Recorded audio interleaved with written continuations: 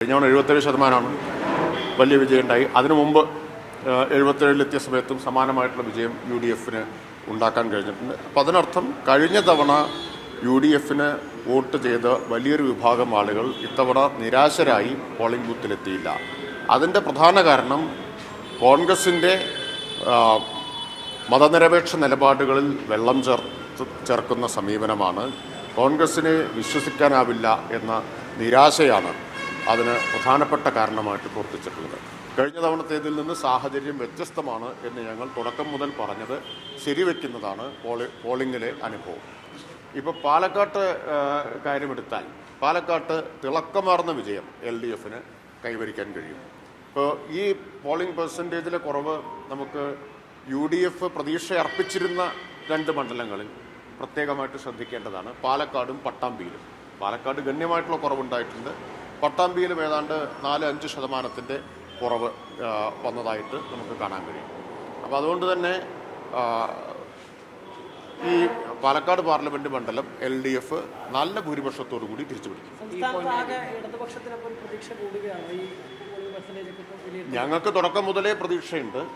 ഞങ്ങളുടെ തുടക്കം മുതലേ തെരഞ്ഞെടുപ്പിനെ സംബന്ധിച്ചിട്ടുള്ള വിലയിരുത്തലുകൾ ശരിവെക്കുന്നതാണ് പോളിംഗ് കഴിയുമ്പോഴുമുള്ള അനുഭവം. ഈ പൊന്നാനിയിലും കാര്യമായിട്ടുള്ള വോട്ടിങ്ങിൽ കുറവുണ്ടായിരുന്നു. മിനിസ്റ്ററുടെ പണ്ടനാട്ടിലെ തൃക്കാലയിലും ഉൾപ്പെടെ പട്ടാമ്പിയിലും കുറവുണ്ടായിരുന്നു. ഈ സംസ്ഥയുടെ ഒരു മാറുതലത്തിലൊക്കെ തന്നെ ആയിരിക്കും ഇതിനൊക്കെ കാരണം. ഒരുപാട് ഘടകങ്ങളുണ്ട്. തീർച്ചയായിട്ടും സമസ്തയ്ക്ക് സ്വാധീനമുള്ളൊരു പ്രദേശമാണല്ലോ പൊന്നാനി. സമസ്തയോട് ലീഗ് എടുത്തിട്ടുള്ള നിലപാട് എന്താണെന്നുള്ളത് നമ്മൾ കണ്ടു. വളരെ പ്രകോപനപരമായിട്ടുള്ളൊരു നിലപാട് എടുത്തിട്ടുണ്ട്. സ്വാഭാവികമായിട്ടും അതെല്ലാം തെരഞ്ഞെടുപ്പിൽ പ്രതിഫലിക്കുന്നു എന്നതാണ് പോളിംഗ് കഴിയുമ്പോഴുള്ള സ്ഥിതി നമുക്ക് കാണാൻ കഴിയുന്നത്. തൃത്താലയിൽ നല്ല ഭൂരിപക്ഷം LDF സ്ഥാനാർത്ഥിക്കുണ്ടാവും. പച്ചക്കൊടി വിവാദം വലിയ രീതിയിൽ ചർച്ച ചെയ്തിരുന്നതാണ്. ഇന്നലെ KSMC പ്രതികരിക്കുമ്പോൾ പറഞ്ഞിട്ടുണ്ട് യൂത്ത് ലീഗുകാർ വോട്ട് ചെയ്യാതെ മടങ്ങുന്ന സാഹചര്യം പൊന്നാനിയിൽ പലയിടങ്ങളിലും ഉണ്ടായിരുന്നു. ഈ കൊടി വിവാദമൊക്കെ തന്നെ ആയിരിക്കും പൊതുവിൽ കോൺഗ്രസ് സ്വീകരിച്ച ഒരു മതനിരപേക്ഷ നിലപാടിലുള്ള ചാഞ്ചാട്ടമുണ്ടല്ലോ, ആ ചാഞ്ചാട്ടമാണ് ഈ വലിയ തോതിൽ UDF അനുകൂല വോട്ടുകൾ വരാതിരിക്കാനുള്ള കാരണം.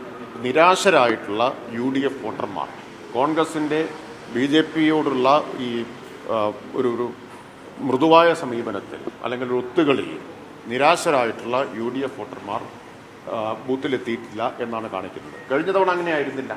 കഴിഞ്ഞ തവണ കോൺഗ്രസിൽ പ്രതീക്ഷ അർപ്പിച്ചിട്ടാണ് എത്തിയത്. കഴിഞ്ഞ 5 വർഷത്തെ അനുഭവം ആ പ്രതീക്ഷകളെയെല്ലാം നിഷ്ഫലമാക്കുന്ന തരത്തിലുള്ളതായിരുന്നു. ആ അനുഭവത്തിൻ്റെ കൂടി അടിസ്ഥാനത്തിലാണ്. എന്നാൽ LDF-നൊപ്പം നിൽക്കുന്ന മതനിരപേക്ഷ വോട്ടുകൾ കൃത്യമായി വന്ന് പോൾ ചെയ്തിട്ടുണ്ട്. BJP പല മണ്ഡലങ്ങളിലും വിജയിക്കും എന്നാണ് പറയുന്നത്. ഇപ്പോൾ തിരുവനന്തപുരത്ത് ഉൾപ്പെടെ തീരദേശ മേഖലയിൽ കാര്യമായി അവർ വോട്ട് നേടിയെന്നാണ് അവർ പ്രതീക്ഷ.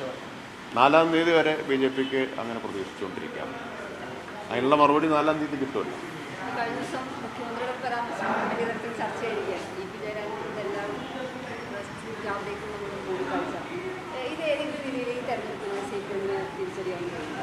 അതെല്ലാം എങ്ങനെ വന്നതാണ് എന്നുള്ളത് നമുക്ക് കണ്ടാൽ അറിയാമല്ലോ.